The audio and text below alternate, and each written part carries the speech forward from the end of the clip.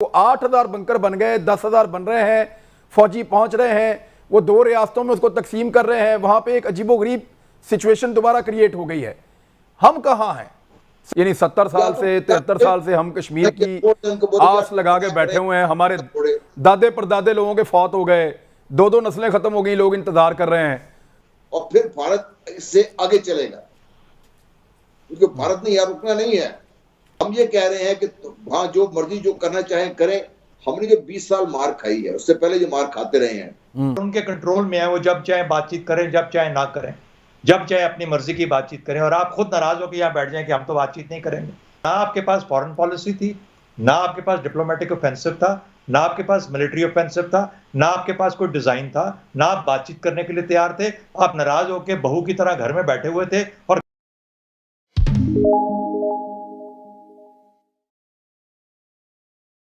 Hi guys, जय हिंद। एक बार फिर से कश्मीर में ज़बरदस्त हलचल का माहौल है। भारत एलओसी और आसपास के इलाकों में तेजी से हज़ारों की तादाद में नए बंकर बना रहा है और जाहिर है ये सब देखकर पाकिस्तानियों की फटी पड़ी है। बहुत से मीडिया धड़ों में ये कयास लगाए जा रहे हैं कि भारत कश्मीर घाटी को भी 2 हिस्सों में बांटने जा रहा है, जिसकी वजह से कश्मीर भविष्य में नक्शे से पूरी तरह से गायब भी हो सकता है।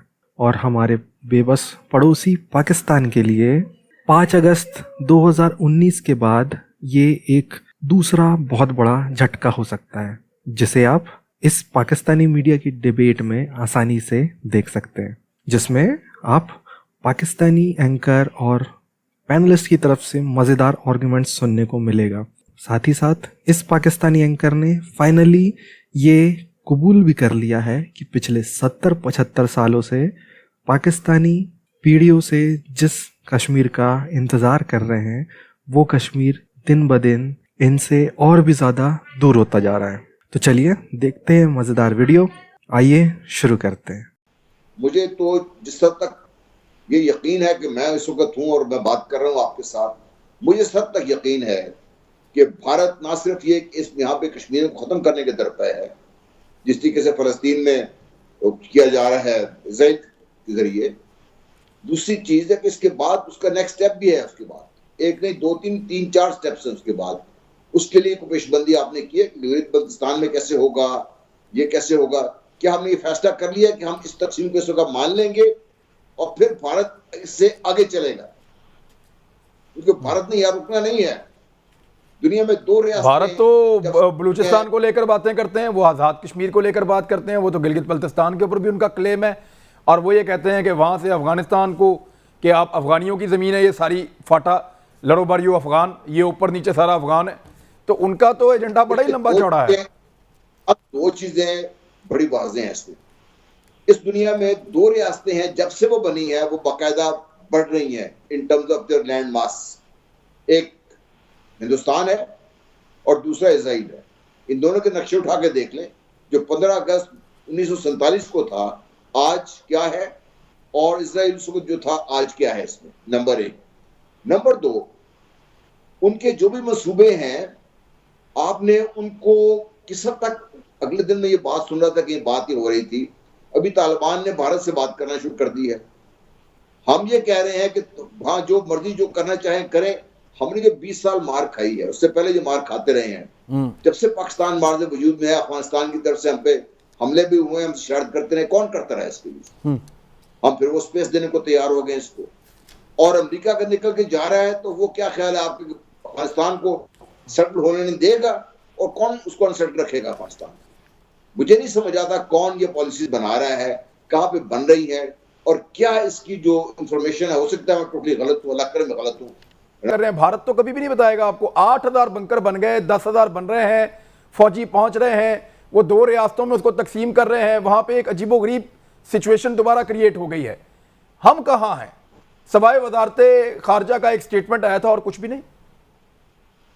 इतनी इंटेलिजेंस के साथ ये पता लग जाना चाहिए था कि 5 अगस्त को क्या होने जा रहा है।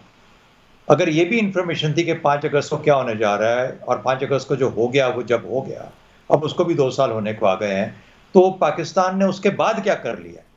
सवाल ये पैदा होता है कि हमारा जब ये एक डिज़ाइन बन रहा था कि इंडिया क्या करेगा और किस तरीके से करेगा, क्योंकि उसने जो उसकी हदूद थी उसने उन हदूद को अपने अंदर जम करना ही करना था। क्योंकि जब उसको ये रियलाइज हो गया था कि पाकिस्तान अब जंग नहीं करेगा, जो ही आप न्यूक्लियर बने आपने कहा कि हम जंग नहीं करेंगे, हमने अब जंग खत्म हो गई, इस खत्ते से जंग खत्म हो गई। वो तो आपने खुद उनको सबक सिखा दिया कि जंग अब नहीं हो सकती।